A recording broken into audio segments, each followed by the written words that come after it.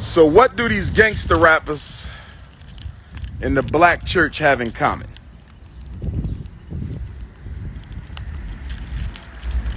One of the things they have in common is they rob the black community of money without putting almost anything back into it.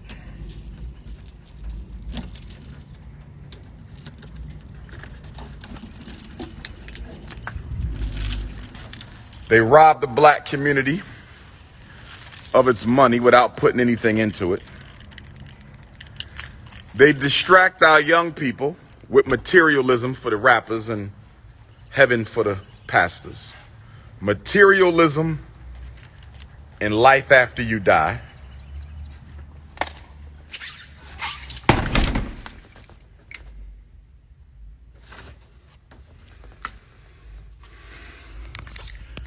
They distracting them with materialism. We are in the Nat Turner Jean Jacques Dessalines Gymnasium. We are in the Nat Turner Jean Jacques Dessalines Gymnasium. Thank you for all your donations, brothers and sisters. But they are distractions. And then for the church, they feed our young people a steady diet of loving their enemies and waiting to go to heaven in order to experience paradise. I said the black church feeds our young people a steady diet of loving their enemies and waiting to go to heaven to experience paradise. The gangster rappers feed our young people a steady diet of materialism, self-hate, worship of criminal behavior that they do not participate in. The gangster rapper and the black church, which one is a greater weapon of white supremacy against the African community?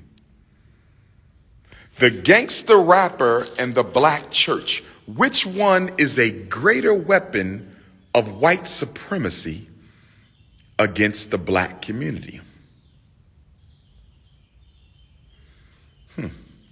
That's going to be tough. I think I'm going to give the edge to the church only because the church has the minds of the young and the old. The gangster rappers really only have the minds of the older people. I have a question for y'all. When you look at this gym, I'm asking a serious question. I digress. When you look at this gym, what color should we paint the walls of the Nat Turner Gymnasium? What color would you paint the walls? What color would you paint the three offices? Should the three offices each be a different color? If you look behind me, you see they're opening to all three offices in the Nat Turner Jean Jacques Dessalines Gymnasium. What color would you paint the three offices? What color would you paint the walls of the gym? We're talking inside the gym. What color for the three offices? What color for the walls inside the gym? What color for the two bathrooms, the girls' bathroom and the boys' bathroom? Obviously, we have to give the girls' bathroom a female color, boys' bathroom a masculine color. But what do we do with the three offices? What paint color? And what color should we do on the walls? Somebody said do red, black, and green. I don't want to scare off the white folks. The flags will be red, black, and green. The symbols will be red, black, and green. I don't think the walls need to be red, black, and green.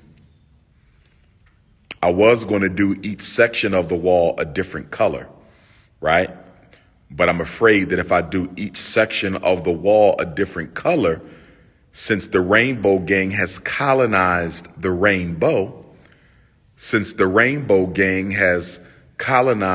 rainbow, I'm afraid that if I paint each section of the wall a different color, it may misrepresent the agenda of the Frederick Douglass and Marcus Garvey Academy concerning our boys. So we have to be careful because they have colonized the 9 major colors. They've been colonized by the rainbow community.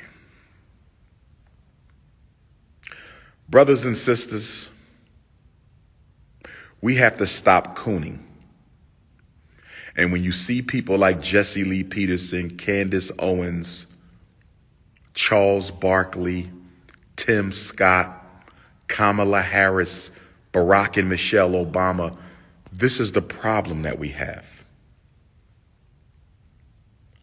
Black people are always so willing to sell out their own to get ahead in the white world. Black people are always so willing to sell out their own in order to get ahead in the white world. You have to get to a point where you are willing to renounce your involvement in the white world. Now, you still have to pay your taxes. You still have to use their institutions until we build our own. But if you can make a living on your own, and if you can make your customer base your own people, and if you can learn to love yourself enough to live amongst your own people, then you never have to worry about being canceled by the white power structure. Our brother Nick Cannon was attacked by many of you.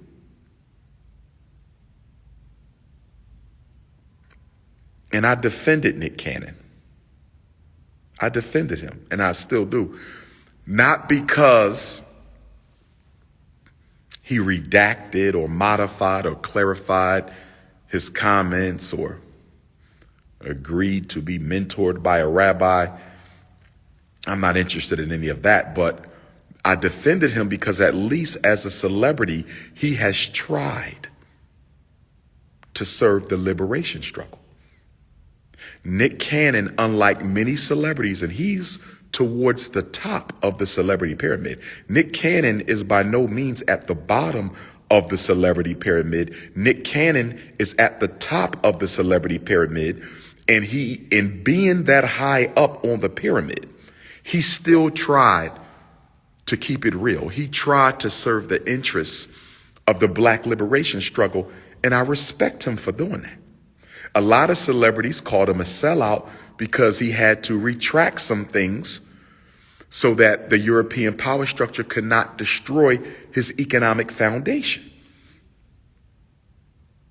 And because he's not totally independent, he had to do some retractions. But I still stand by him because being at the top of the celebrity pyramid, he tried to serve the interests of the Black freedom struggle. Unlike many of the celebrities who tried to attack and criticize Nick Cannon, they did nothing at all to try to serve the Black liberation struggle. So I can respect a Nick Cannon or an Ice Cube or some of these other athletes and entertainers who try as much as they can to keep it real, as opposed to the celebrities who never try to keep it real. But the point that has to be made is you'll never be able to keep it 100 with your people if you are engaged in economic transactions with the oppressor. If you have a financial relationship with the white power structure, you'll never be able to really help build the Black power structure. If you have a financial relationship with the white power structure, if you have a financial relationship with the white power structure, you'll never be able to keep it totally real with the Black power structure. LeBron James made a tweet last week. LeBron James made a tweet last week, and he had to take the tweet down because white folks was going to try to use it to publicly lynch LeBron. He took it down. So he had to take a few steps back, like our brother Nick Cannon. And I support Nick Cannon and I support LeBron James. I'm only mentioning them as an example to illustrate the political lesson that I'm trying to offer this afternoon. I support Nick Cannon and LeBron James. I'm only mentioning them as an example to help underscore the political lesson that I'm trying to give today. LeBron James, as successful as he is, has a financial relationship with the white power structure. No knock on LeBron. Nick Cannon has a financial relationship with the white power structure. No knock to Nick. I love those brothers because at least they try. I love those brothers because at least they try. But the point I want to make to our young people out there, this is why I'm glad so many black youth want to be entrepreneurs. This is why I'm glad so many black youth want to be entrepreneurs, because you will not have to answer to a white person unless you do significant business with that white person. I want our young people to become entrepreneurs and business owners so they never have to sacrifice their integrity. Because it's going to be very difficult to build the black power structure if you have a relationship with the white power structure. It's going to be very difficult to build the black power structure if you have a relationship with the white power structure. Now, let me say this, because I've been getting questions about these black male life coaches, these uncredentialed, uncertified, untrained, YouTubian black male life coaches. I'm not here to knock nobody. I don't know how anybody feeds their children. I don't know how they keep a roof over their head, how they keep food in their body. I'm not here to knock anybody's hustle. I'm not here to knock anybody's hustle because I don't know how they feed their children. I've had people try to destroy my profession, my professional career as a certified school psychologist, my professional career as a clinician and a therapist. I've had people try to destroy that because they didn't agree with my political platform. I've had people try to destroy that. So I will never attack another black man's ability to feed his family. Even with the gangster rappers, I will not attack their ability to feed their family. But I do want to say this to the black women out there. I'm disappointed in a lot of my sisters. I am disappointed in a lot of black women because I thought that our sisterhood was evolving to a place that would not tolerate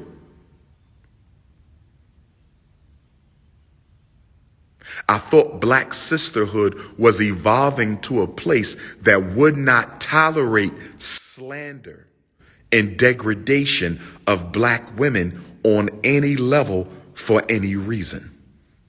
I thought, black sisters, that you guys were getting to a place, you sisters, you queens, my beautiful black goddesses, I thought you all were evolving to a place where you would not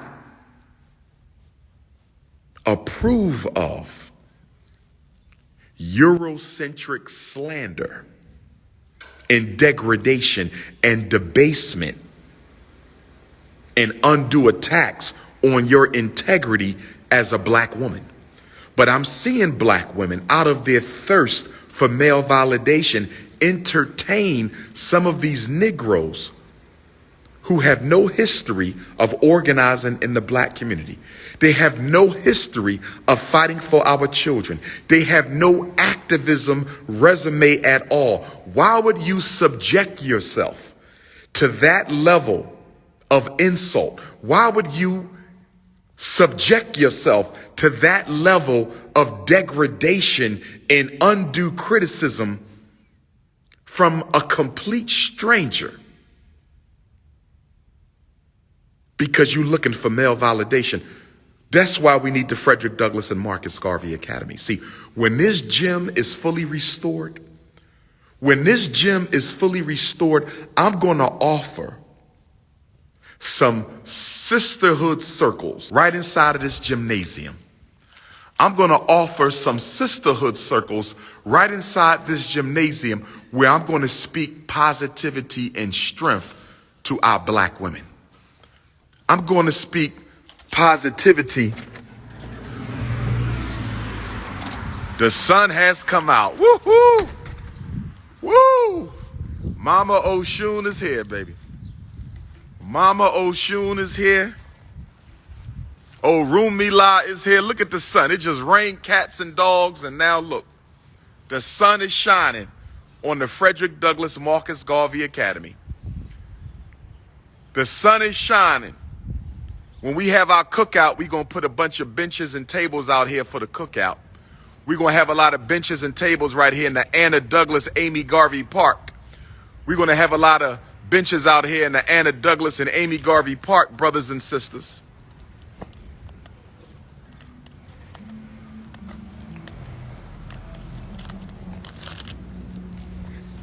But I'm going to have a lot of, this is your campus. Thank you for helping me buy this for our children. This is going to be the center of black organizing in North America as soon as the renovations are done. But we're going to have some sisterhood circles. Dr. Umar is going to host some sisterhood circles where I can speak power and strength into black women. I'm going to speak power and strength. This is the Frederick Douglass High School you're looking at. I'm going to speak power and strength into our beautiful African sisters. That's right. I'm going to build you up. And what makes it so bad about these so-called life coaches, some of them actually regurgitate a lot of Dr. Umar talking points. People send me clips. People send me clips of some of these YouTubian opportunist so-called life coaches, and I'm seeing some of them quote me verbatim without giving credit to their source. And some of them claim to not even like me. So why are you quoting my material and not referencing me? You obviously watch me. You obviously watch me because too much of my material is coming out of your mouth. It's a whole group. There's at least 12. I think I've counted 12 different YouTubian beta male wannabe life coaches that are out there slandering black women, attacking black women, degrading black women. I count about a dozen. I'm going to call them the dirty dozen of division. The triple D, the dirty dozen of division. There's about 12 members of the dirty dozen of division, 12 beta males, YouTube life coaches who are trying to build a platform by making black women feel bad. I don't like it. I can't appreciate black men trying to make a dollar off of making black women feel bad. And unfortunately, our black women, some of them are so thirsty for validation that they're participating in the attacks and slander against the black female community, and that's not acceptable. That's not acceptable. No black woman should ever subject herself, even for amusement. Even for amusement.